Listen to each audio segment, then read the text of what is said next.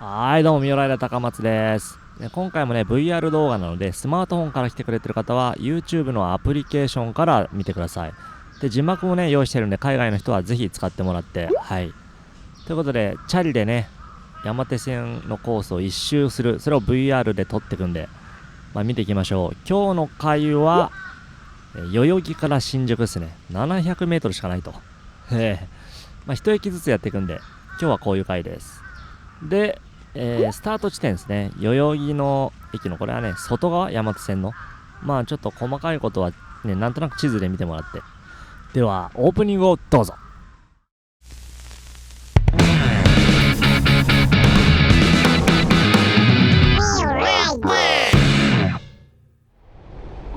さあ、第3回目が始まったわけだけど、今日は代々木駅から新宿駅まで行くよ。遠くに NTT ドコモの代々木ビル、ドコモのタワーって言われてるやつだね。20年前ぐらいに作られたらしいね。もうこの辺のランドマーク的建物なんでね、あれあれば代々木かってわかるぐらいの、新宿都庁とかね、めっちゃでっかい建物あるけど、この代々木新宿間は700メートルしかないということでね、めちゃくちゃ短いんだけど、多分この区間の会社とかじゃなくてプライベートで定期券持ってる人ってあんまいないんじゃない？若者はあんまいなそうだよね。おじいちゃんおばあちゃんは使うかもだけど、そういった意味では近いって言っても営業キロってやつらしいから、700メートル。実際はね、道をこう漕いでいくとそんな近い気はしないっていうかね、信号もあるし大通りもあるし、待たされるからね、でっかい信号で、こっちがちっちゃい通りだと。今回第3回目、ストックしてから投稿しようと思ってるんでね、これが投稿される頃には結構、できてるんじゃないかな、動画。遠くの方にね、今電車通ったけど、これ小田急線だね。小田急線の南新宿駅と新宿駅の間。小田急もね、箱根とか行けるからね。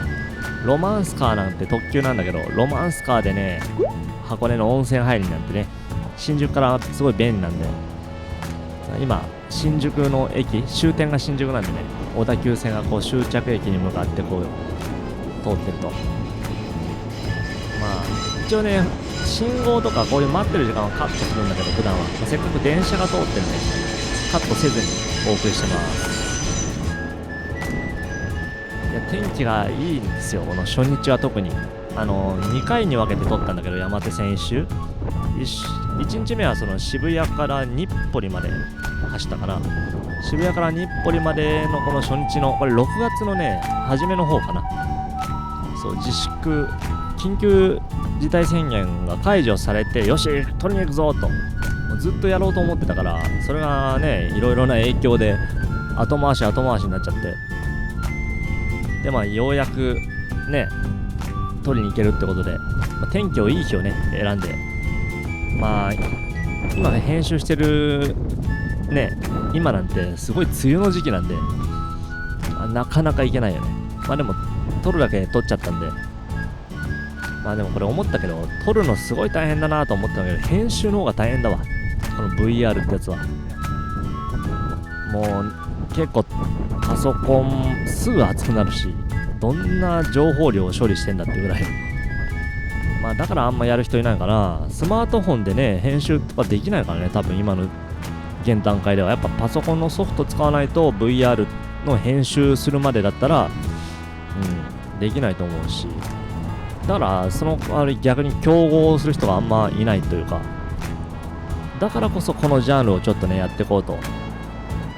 VR 景色をね、撮って日本の、今これは山手線の企画だけど、東京ってこんなになってんだって、そのね、東京来たことない人とか、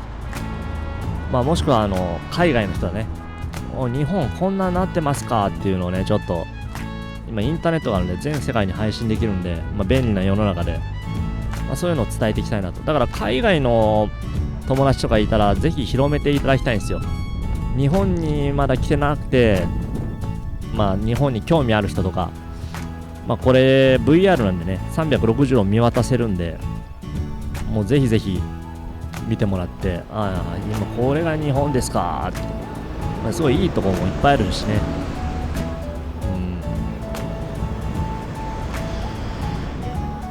まあね、この道を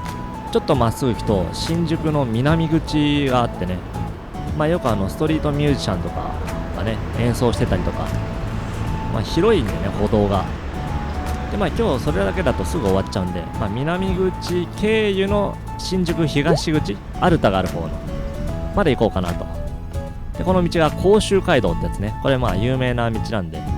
結構ぶっとい道なんで、まあ、新宿も東西南北でっかい街だからね、いろんなことがあるんですよ。まあ、今からこのくぐる橋、この橋ね、数年前に人が燃えてたんでね、もう橋事故物件ですよ。もう住みたくないな。ということで、このね左に見えるのが新宿南口ね、で右の方にあるのがねバスタ新宿っていうね、めちゃめちゃでっかい交通ターミナル、タクシーとかもあるし、バスの、ね、集約所みたいな。で左斜め下にはね今日のルート全体図が載ってるんで、まあ参考にしてもらえたらと。ここの道めちゃくちゃぶっといからね、歩道も車道も。まあね、一応自転車は車道走んなきゃいけないルールがあるんで、本当はね歩道の方が安全だから歩道を走りたいとこですが、まあでも警察が言うにね、あまりにも危なそうだったら全然歩道を走っても例外的に大丈夫だって言うんで、意外と自転車のルールってなあなあらしくてね、これまあ前々回も言ったんだけど、警察も詳しいことまで分かってないんじゃないかってぐらいの感じ。質問したんだよね。やっぱ自転車で一周するって企画なんで、改めて自転車のその交通ルールを、そしたらまあ自転車結構例外っていうのがたくさんあって、でここをね左に曲がって新宿の街の中へ、新宿もねめちゃくちゃでかい街で、南口と東南口と東口と西口とかもいろいろ分かれてるからね。あと地下鉄とかもごちゃごちゃしてて、もう事前に調べていかないとやっぱ迷っちゃうね。あれは初めて来た人にはもう地獄だと思うよ。でこっちの方のね街並みは歌舞伎町ってのがあるんだけど、新宿あっちの歌舞伎町に比べると全然ね危ないイメージはないんで、歌舞伎町なんか危ないイメージしかないからね。ぼったくりバーが昔はあったとか、今もあんのか分かんないけど、でキャッチの兄ちゃんがね結構強引に来たりとかね、確か条例違反だよね。で今ね表示が出てるからね、ビックロ新宿東口店、もうビッグカメラとアパレルのユニクロの合体した施設、めちゃくちゃでかい。有楽町にもねでっかいビッグカメラあるんだけど、あれよりこっちの方がでかいんじゃないかっていうぐらい、家電も売ってるし、ユニクロだからね洋服も売ってるし、めっちゃくちゃでかい。まだまだこれビックロの敷地、この狭い東京の土地にもかかわらずドーンとありますよ。でここのねビックロに近いのはね、新宿駅というよりかは新宿3丁目って地下鉄の駅があってね、近くに。そこからだともう地上上がったらねもうすぐビックロがあるみたいな。まあ、外国の方もすごい来るからね、ここの店は。外国人対応のスタッフとかもねいるみたいだし、英語とか中国語とか韓国語のスタッフとかもね喋れる人いるから、まあ、そういった意味ではね海外から来た人はやっぱビックロを目指してお買い物するかな、みんな。でここのね交差点を左に行って、まあ、ずっと行くと新宿東口。新宿東口って言えばねアルタっていうね、アルタスタジオアルタか、スタジオアルタっていうのがあってね、これがまあいいともで有名なんだね。日本の伝説のお昼の番組ですよ。タモさんがねもうずっと生放送で何十年もやった番組のスタジオがアルタにあるってね、まあ、新宿東口といえばやっぱスタジオアルタが連想されるかな。もうすぐ見えるかな、テロップ出ます。テロップっていうかね、ポッっていうねテロップが出るんで、この赤い文字と青い文字があるんだけどね、赤い文字はまあ普通の建物とかに使っていこうかなと。青い文字がまあ